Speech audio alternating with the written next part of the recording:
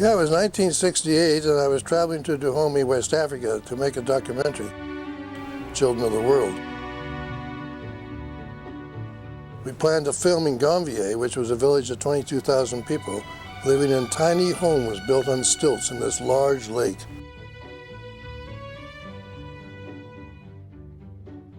I met Nicholas at a UNICEF school.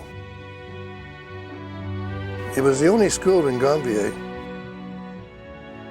I felt he would be a great subject for our film. He was intelligent and a very good student. Looking back, I think I made a good choice.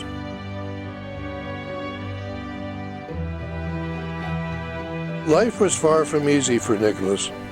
Every day he struggled for clean water.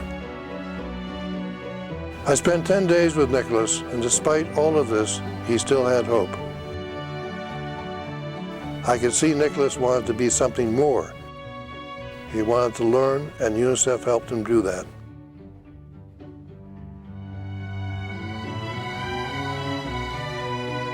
You know, for 45 years I wondered what became of Nicholas. Then something incredible happened, and I had the chance to find out.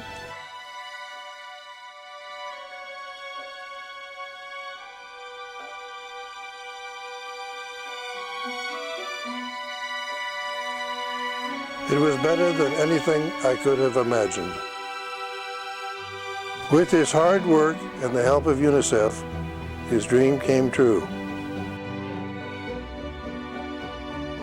Nicholas studied and became a teacher and supervisor of education for Gonvier. He worked hard, he went to school, and things did change.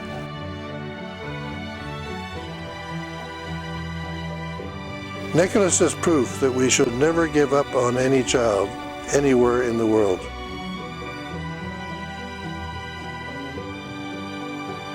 UNICEF is making a big difference in the world today.